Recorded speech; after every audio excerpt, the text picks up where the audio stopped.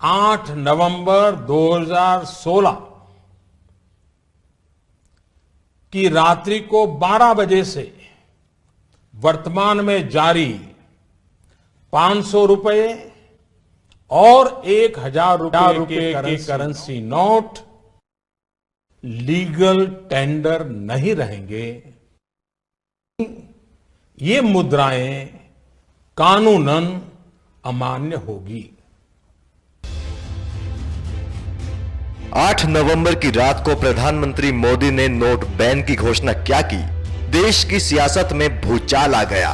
विपक्ष ने सरकार पर आरोप लगाया कि नोट बैन का फैसला लेने से पहले कोई तैयारी नहीं की गई थी, जिस वजह से गरीबों, किसानों और आम लोगों को परेशानी का सामना करना पड़ रहा है। जहां एक तरफ सभी विपक्षी पार्टियां मोदी के इस फैसले पर उनकी जमकर आलोचना कर रही हैं, वहीं मोदी के धुर विरोधी नीतीश नोटबंदी के फैसले की पहले ही दिन से सराहना कर रहे हैं।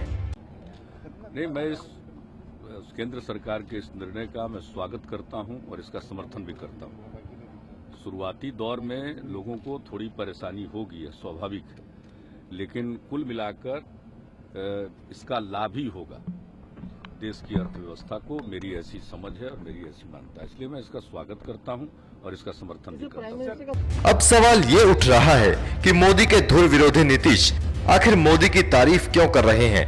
सियासी पंडितों की माने तो नीतीश की ये सोची समझी चाल हो सकती है, जिससे बिहार में लालू और आरजेडी पर दबाव बनाया जा सके। सूत्रों के अनुसार बिहार में आरजेडी और जेडीयू में सब कुछ ठीक नहीं है। लोकसभा चुनाव में बीजेपी के हाथों करारी हार के बाद नीतीश ने भले ही लालू प्रसाद यादव के साथ मिलकर बिहार की सत्ता हासिल कर ली हो, लेकिन शासन चलाने में लालू यादव के हस्तक्षेप से नीतीश काफी नाराज बताए जा रहे हैं। 8 नवंबर की पीएम की नोटबंदी की घोषणा के बाद से ही नीतीश बिहार में अपनी निश्चय यात्रा के दौरान पीएम के कदम की जमकर तारीफ कर रहे हैं। बकौल नीतीश, मोदी के फैसले के पीछे भावना सही है और इसका सम्मान होना चाहिए। मैं तो इसका हिमायती हूं, मैं साफ बता देना चाहता हूं, मैं तो हिमायती हूं। ये जो 500,000 रुपए का नोट बंद किया गया, मैं तो हिमायती हूं। इससे जो 2 नंबर का नोट है, जाली नोट है, वो अपने आप समाप्त होगा और 2 नंबरी कारोबार करके जो काला धन पैदा किए हैं, उनका काला धन बर्बाद होगा। इसलिए हम इसके हिमायती हैं। हम तो और चाहते हैं इसके आगे काम होना चाहिए। हम तो चाहते हैं कि जो बेनामी संपत्ति है लोगों की, इस पर भी जरा नजर रखिए।